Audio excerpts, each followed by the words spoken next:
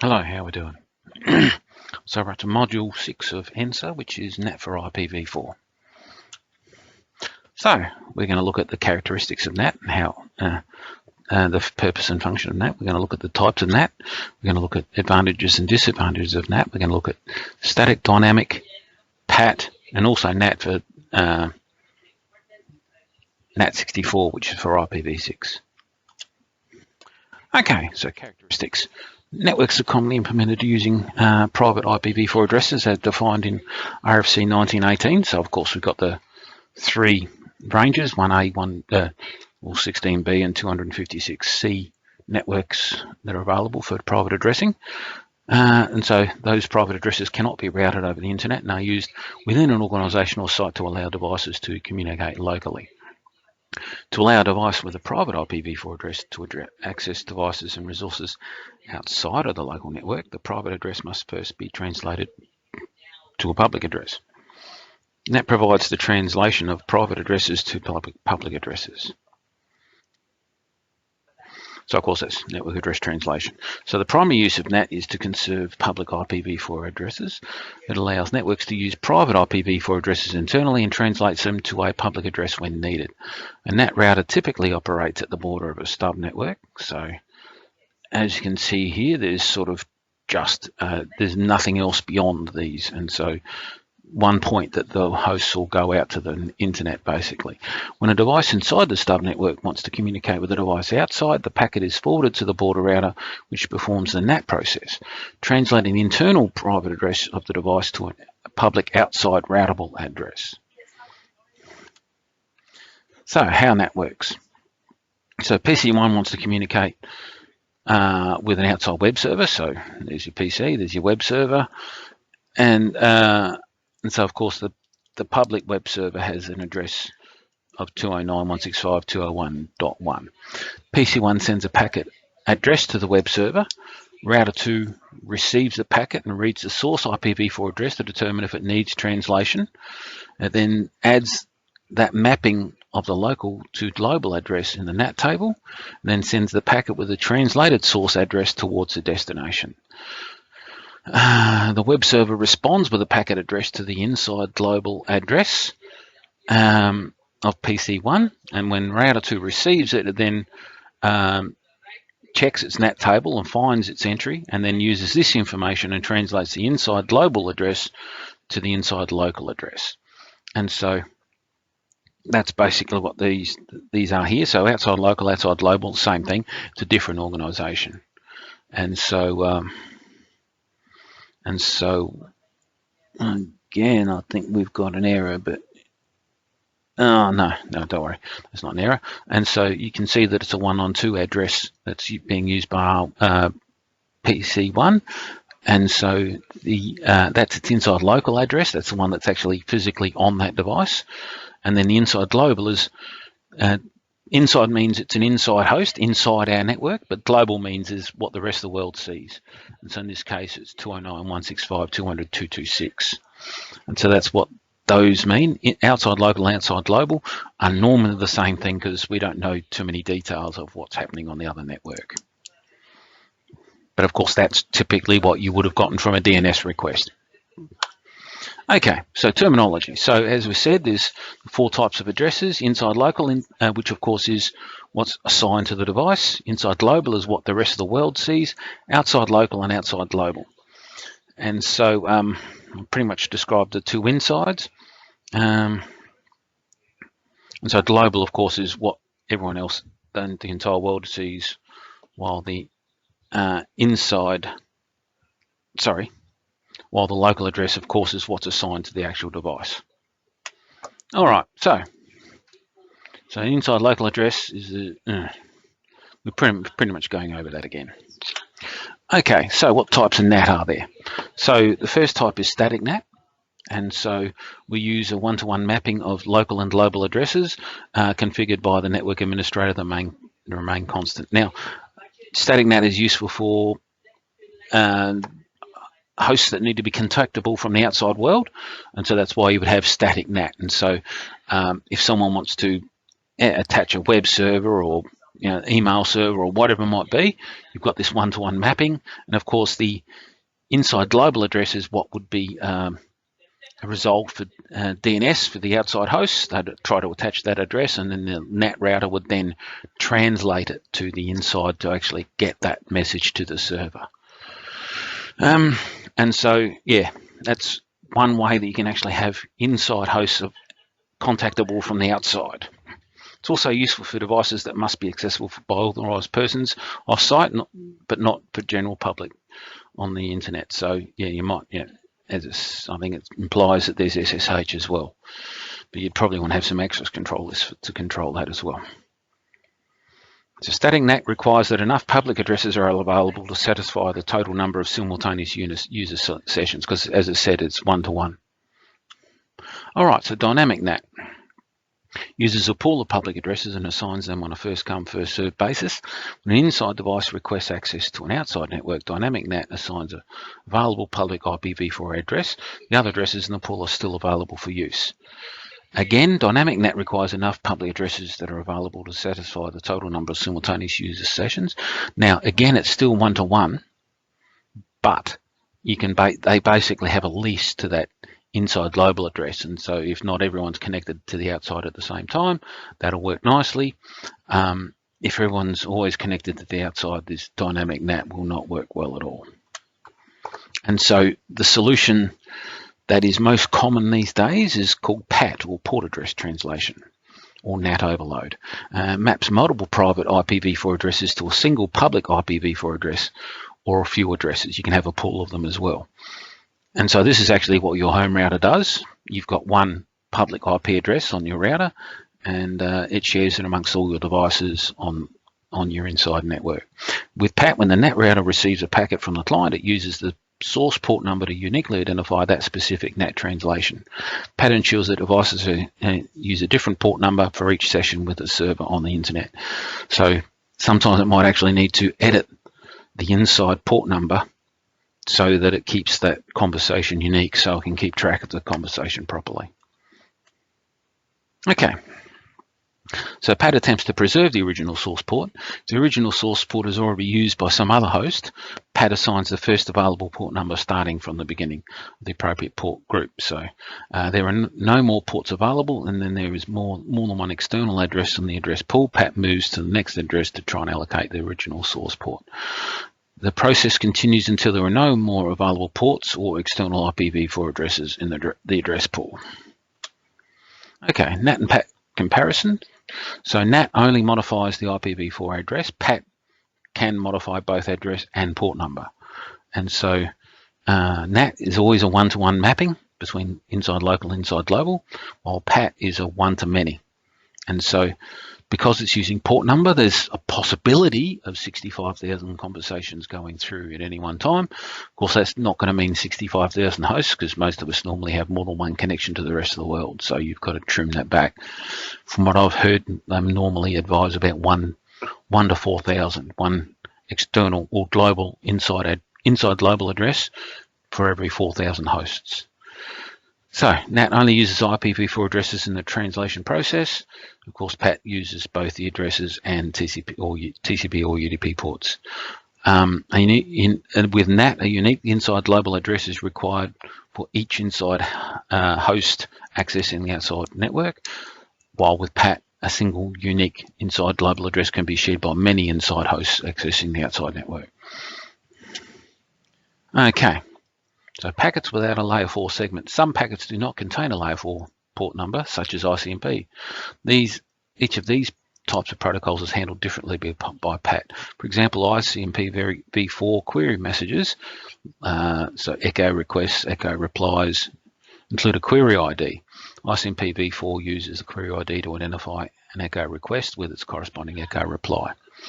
Other ICMP v4 messages do not use the query ID. These messages and other protocols that do not use TCP and UDP port numbers vary and are beyond the scope of the curriculum. So All right, so what are the advantages and disadvantages of NAT? So advantages, it conserves the legally registered addressing scheme by allowing privatisation of intranets, conserves addresses through application port level multiplexing.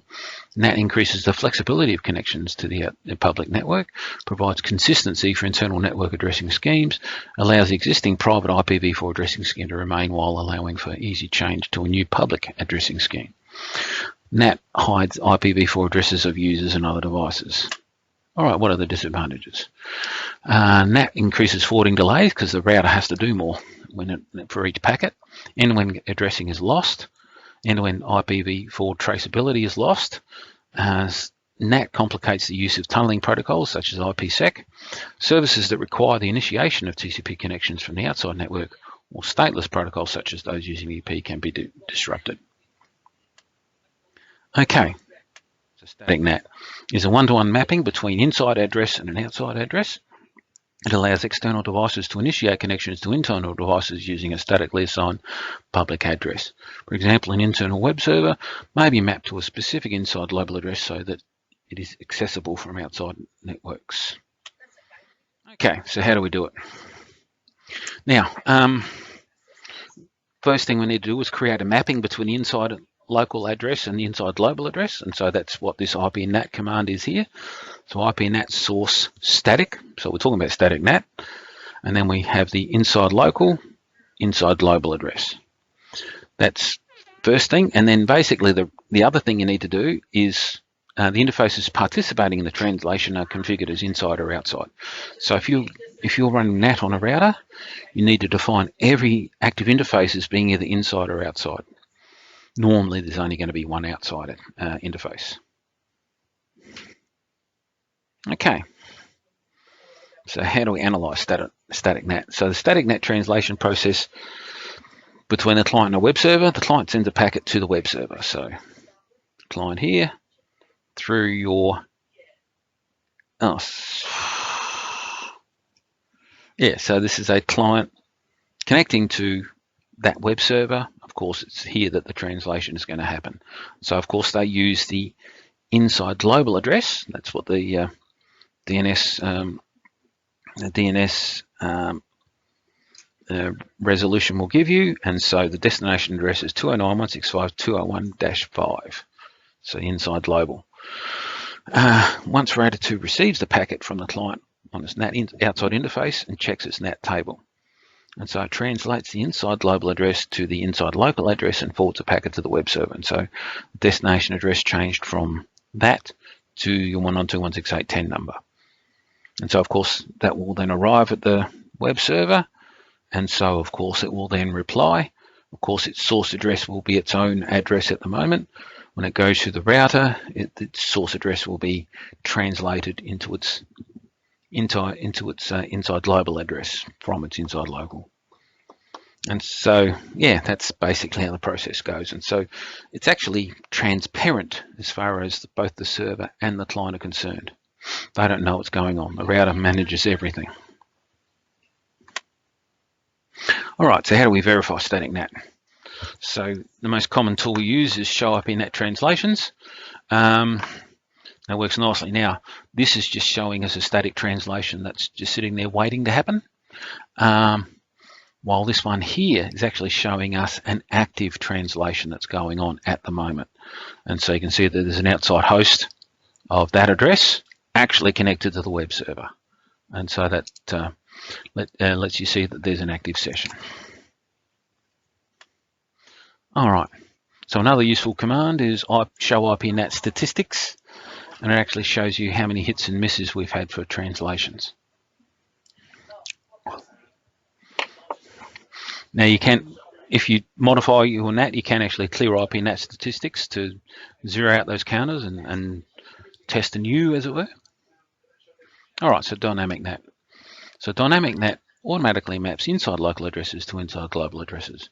Dynamic NAT uses a pool of inside global addresses, and the pool of the inside global addresses is available to any device on the inside network on a first come first served basis. If all addresses in the pool are in use, a device must wait for an available address before it can access the outside network. Okay, so how do we configure this? So basically we need to define a pool of addresses, so the inside global addresses. So it's IP NAT pool, give it a name. So we've called it NAT pool 1, and then we define this range from 209.165.200.226 to 240, and then we also supply the net mask. So that's the first job, the inside global addresses. You then also have to define valid inside local addresses. And so access list 1, permit 192.168.0.0 and 0.0.255.255. So basically this is allowing all of the private addressing, C class of private addressing range as being valid internal addresses that may be translated. And then we tie those things together with the IP NAT command. And so IP NAT inside source, and instead of being static, and what we looked at previously, we say list 1. So of course it's access list 1 and pool NAT pool 1. And so again, we've tied the access list and the NAT pool together, and now we know how our translations are going to work. Of course, we still need to do the IP NAT inside and outside, and so that on all the interfaces on that device. Okay, so how do we analyze it? So PC1 and PC2 send packets requesting connection to the server. So these are two clients. This is the server. R2 receives the first packet from PC1, checks the ACL to determine if the packet should be translated. So is this a valid host? Or is this a valid inside local address? And so if it is, it will then pick the first available inside global address and will create that translation in the NAT table. It will then actually replace the inside local source address with the translated inside global address and forward to the packet. The same process occurs when packet from PC2 happens, and so you'll actually see that we've got, well, there are two different subnets, so the two hosts have their own translations. Then of course the server will reply. And so, of course, the server thinks it's talking to the hosts with the inside global addresses. And so, of course, that's who it will reply to. When it arrives at router 2, router 2 will then look up its NAT table. So, okay, who's using that address? And will then translate the destination address to be the inside local addresses. And so, basically from there, it will then, of course, forward it to the correct host on the inside network. And so, of course, the host then receives their reply packets, and all good. So how do we do that again? So show IP NAT translations is the way we go with that. And so you'll just get a one-to-one relationship between the inside global and inside local addresses. Okay, so you can do show IP NAT translation verbose as well, and that gives you a lot more information for each translation entry. And now, by default, translation entries time out after 24 hours unless the timers have been reconfigured by the command there, and you do it in seconds. So to clear dynamic entries before the timeout has expired, use the clear IP NAT translation * command. And so you can do that, but of course, if you are sharing that, you would actually want to set this timeout to be a lot shorter than 24 hours. Okay, so again, you can have a look at your IP NAT statistics, and so of course, we have your dynamic translations here, not just your statics that we had previously, and it gives you details about the pools as well. Okay, so you can have also verify by looking at the running config, and you can see, of course, the pool line and the NAT command as well. Of course, you'd want to look for the access control list, and of course, you'd want to have a look at the IP NAT inside and outside commands on the interfaces as well. Okay, PAT, or port address translation. So configure a PAT to use a single IPv4 address. This is the most common way, and this is how your home router works. And so to configure PAT to use a single IPv4 address, the keyword overload in the IP NAT inside source command will basically be the only difference. And so here, again, IPNAT inside source list 1, so you still need to have your inside hosts being a valid host. So that, again, this is all the C class private addresses are valid by this one. Now, instead of having a NAT pool, you can actually just use the address that's on an interface. And so this may well be connected to your ISP. It may well actually get a dynamic address. And so that's why you specify the interface. And then overload basically means that we're going to have PAT instead of NAT. And so, of course, PAT and NAT overload mean the same thing. And so, again, of course, you need your IPNAT inside and IPNAT outside. And so that will work nicely. So an ISP may allocate more than one public IPv4 address to an organization. In this scenario, the organization can configure PAT to use a pool. So if you've got lots of hosts, you can actually use it. To configure PAT for a dynamic NAT address pool, simply add the word overload on the IPNAT inside pool, inside command. And so this actually looks very, very similar to dynamic NAT we did previously. We've got the access list, we've got the NAT pool, we tie them together here, just put overload on the end, and that's just turned it into PAT. So let's have a look at how it works. And so with PAT, of course, we have to keep track of not just the inside local addresses, but also the port numbers. And so coincidentally here, you can see the two hosts are actually using the same port number. So you can see that it's actually upped it by 1. And so we're talking to web server outside, or web servers outside. So anyway, the process, PC 1 and 2 send their packets to the servers. The packet from PC 1 reaches router 2 first. It modifies the source address from the inside local to the inside global. And then it checks, of course, that the source ports are unique. Now, for PC1, it will be unique, so it's all good. But because PC2, I'm assuming, is doing it later, it's trying to use the same port number, and so it's not unique anymore, so it has to rewrite the source port. And so on the way out, it will have to change both the inside global address as well as the source port. Okay.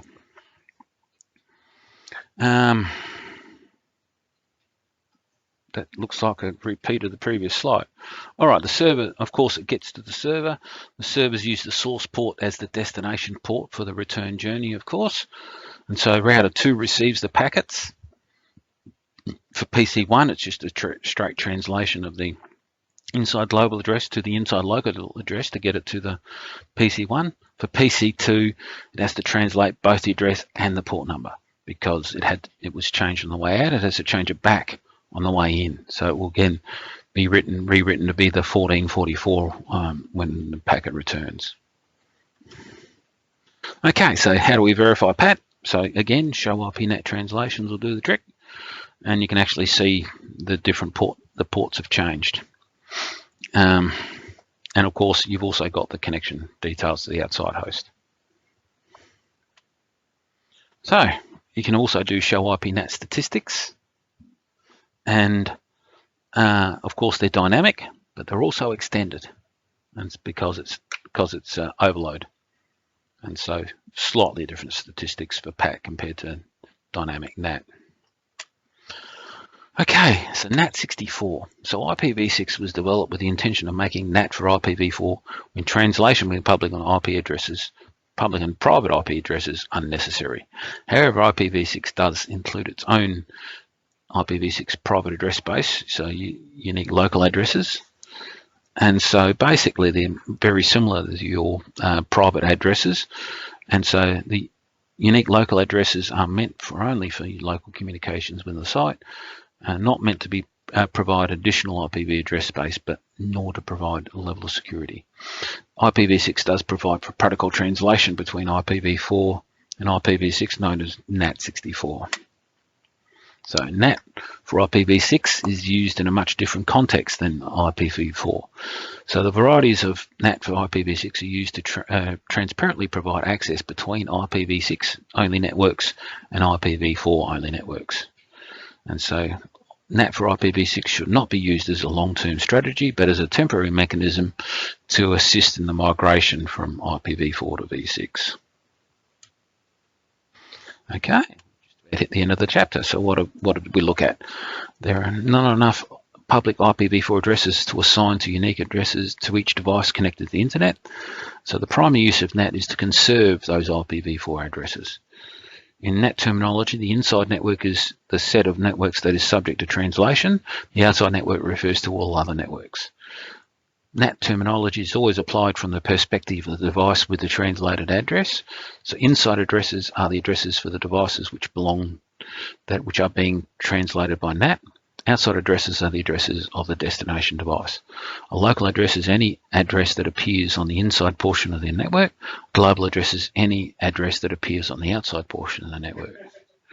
Static NAT uses a one-to-one mapping for local and global addresses. Dynamic NAT uses a pool of public addresses and assigns them on a first-come, first-served basis. PAT or NAT overload map multiple private IPv4 addresses to a single public IPv4 address or a pool. NAT increases forwarding delays because the translation of each IPv4 packet within the packet header takes time. It complicates the use of tunneling protocols such as IPsec because NAT modifies values in the headers, causing integrity checks to fail. Show IP NAT translations command displays all static translations that have been configured and any dynamic translations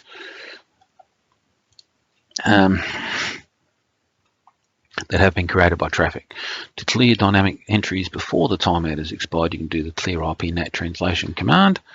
IPv6 was developed with the intention of making NAT for IPv4 with translation between public and private addresses unnecessary. And so IPv6 does have a range of unique local addresses which are similar to the private addresses from IPv4, but that's not used for conserving addresses at all. It's just for local addressing only. IPv6 does provide for protocol translation between IPv4 and IPv6 known as NAT64. There is the logo. So that's it. That is it for chapter 6. I'll see you again for chapter 7. Have a good one.